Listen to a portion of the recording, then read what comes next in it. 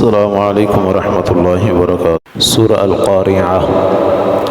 اعوذ باللہ من الشیطان الرجیم، بسم اللہ الرحمن الرحیم۔ القارعہ، کھڑکھڑانے والی۔ قارعہ دستک دینا، دروازہ بجانا، تو القارعہ بجانے والی، دستک دینے والی، کھٹکھٹانے والی۔ قیامت کے ناموں میں سے ایک نام ہے۔ مل قارعہ، تمہیں کیا پتہ وہ القارعہ کیا ہے؟ وما ادراک، اور تمہیں کس نے بتایا ہے مل قارعہ کہ وہ کھٹکھٹانے والی کیا ہے؟ تمہیں کوئی بتا بھی نہیں سکتا، اس لیے کہ اس کا صحیح نقشہ کھینچنا وہ کسی کے بس میں ہے ہی نہیں۔ اس دن کیا کیفیت ہوگی جب سور پھونکا جائے گا تو لوگ اچانک اپنی قبروں سے نکلیں گے اور جس طرف بلایا جا رہا ہوگا وہاں اس طرف بھاگتے چلے جائیں گے سارے کے سارے۔ یوم یکون الناس کالفراش المبثوث، جس دن ہوں گے لوگ پروانوں کی طرح، پتنگوں کی طرح، المبثوث بکھرے ہوئے۔ یہ بثا منہما رجالا کثیرا ونساء، تو بثا کا مطلب ہوتا ہے پھیلانا، تو مبثوث مفعول ہے پھیلائے ہوئے، بکھیرے ہوئے، تو مطلب بکھرے ہوئے پتنگے۔ جس طرح کوئی شخص شمع جلاتا ہے تو وہاں سارے یہ جمع ہو جاتے ہیں، حشرات ایک دوسرے کے اوپر گر رہے ہیں، ٹکرا رہے ہیں، اور سارے ادھر روشنی کی طرف جا رہے ہیں، اس کے اوپر گر رہے ہیں اور مرتے جا رہے ہیں، جلتے جا رہے ہیں۔ تو یہی کیفیت ہوگی انسانوں کی اس دن، کوئی پتہ نہیں کسی کو کس طرف جانا ہے، کیسے ہے، کیا صورتحال ہے، بس ایک دوسرے سے ٹکرا بھی رہے ہیں، گر بھی رہے ہیں، بھاگے بھی جا رہے ہیں۔ اس طرح کہا ہے یومئذ یتبعون الداعی، جس دن یہ سارے کے سارے ایک آواز لگانے والے کی طرف دوڑتے ہوئے چلے جا رہے ہوں گے، سر اٹھائے ہوئے ہیں، نظریں جھکی ہوئی ہیں، اور بالکل تکلیف کا عالم ہے۔ یوم یخرجون من الاجداث سراعا کأنہم الی نصب یوفضون، قبروں سے نکلیں گے تو بھاگتے ہوئے، دوڑتے ہوئے، تیزی کے ساتھ اس آواز لگانے والے کی طرف دوڑیں گے۔ وَتَكُونُ الْجِبَالُ كَالْعِهْنِ الْمَنفُوشِ، اور ہوں گے یہ پہاڑ اون کی طرح، دھنی ہوئی اون کی طرح، المنفوش رنگین، العہن روئی کو کہتے ہیں، تو المنفوش دھنی ہوئی، چونکہ پہاڑوں کے رنگ مختلف ہیں، کوئی سرخ ہے، کوئی کالا ہے، کوئی سفید ہے، کسی کا مٹی کا رنگ ہے، تو مختلف رنگوں کی وجہ سے جب ان پہاڑوں کو بالکل ہلکا کر دیا جائے گا، زمین اور پہاڑ آپس میں ٹکرائیں گے۔ وَحُمِلَتِ الْأَرْضُ وَالْجِبَالُ فَدُكَّتَا دَكَّةً وَاحِدَةً، زمین کو اور پہاڑوں کو اٹھا کر لمحے بھر میں انہیں آپس میں ٹکرا کے ریزہ ریزہ کر دیا جائے گا، تو وہ پہاڑ سارے کے سارے دھنی ہوئی روئی کی طرح ہو جائیں گے، ہلکے پھلکے اور ذرہ ذرہ، اور پھر جب ان کے اپنے رنگ مختلف ہیں تو اس نسبت سے وہ روئی بھی مختلف نظر آ رہی ہوگی وہ ساری کی ساری۔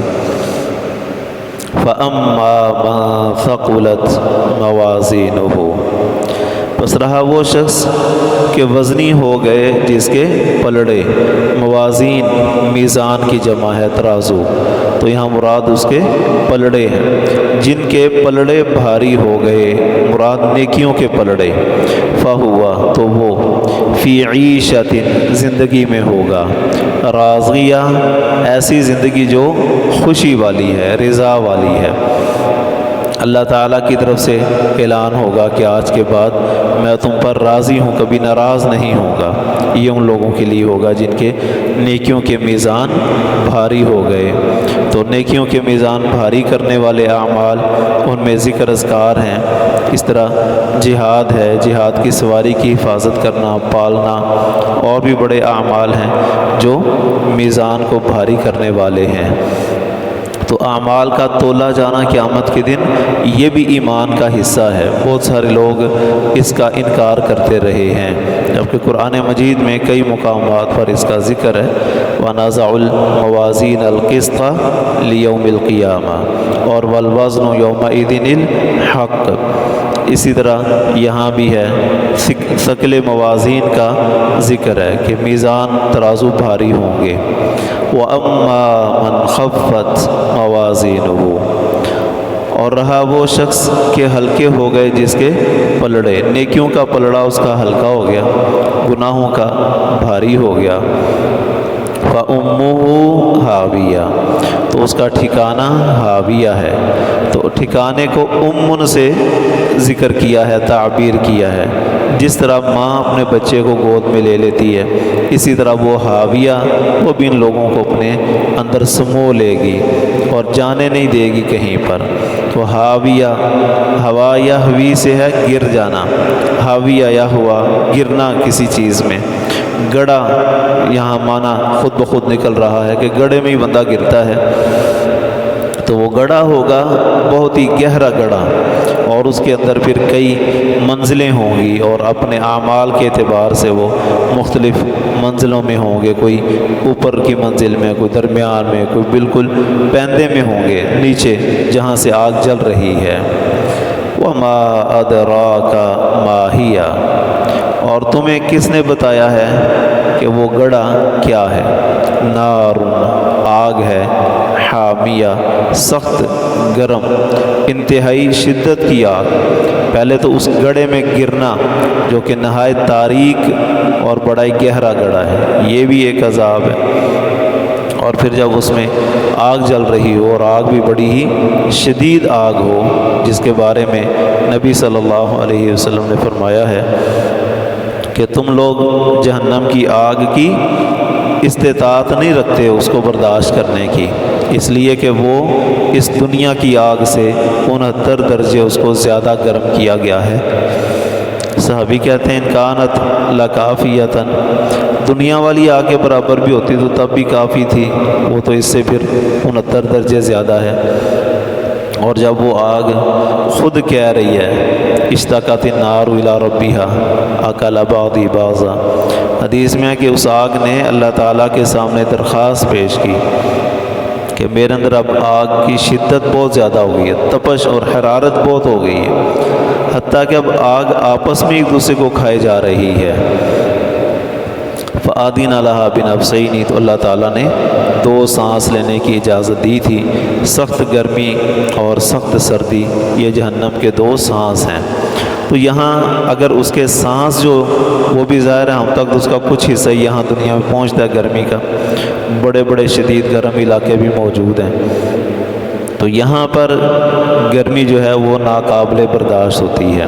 یہاں کی گرمی کا مقابلہ کرنے کے لیے لوگوں نے کیا کچھ نہیں کیا، مکانات کی دیواروں میں، چھتوں میں ٹھنڈک کے انتظام کیے، پھر انہوں نے کمروں کے اندر رہتے ہوئے وہاں بھی ٹھنڈی مشینیں، اے سی لگا لیے، اور بھی جو ہو سکتا ہے لوگ گرمی سے بچنے کے لیے اہتمام کرتے ہیں۔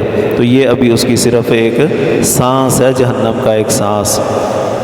وہ خود جہنم اس کی آگ جو ہے وہ کس قدر شدت والی ہوگی، اس کا اس سے اندازہ کچھ نہ کچھ ہو سکتا ہے۔ پھر شدید سردی، بیماریاں اور تکلیفیں، اور سردی سے بھی بچاؤ کا انتظام، لباس گرم پانی اور بند کمرے اور بہت کچھ کرتے ہیں۔ تو یہ تو بھی اس کا ایک سانس ہے جو اس نے اندر کھینچا ہے، اصل اس کی جو شدت ہے وہ کس قدر ہوگی۔ اعاذنا اللہ منہا۔ اللہ تعالی ہمیں قیامت کے دن ان لوگوں میں شامل فرمائے جو بغیر حساب کتاب کے جنت میں جانے والے ہیں، اور جنہیں اللہ تعالی اپنے عرش کے سائے میں جگہ دیں گے۔ آمین۔ وما علیہ الا البلاغ المبین۔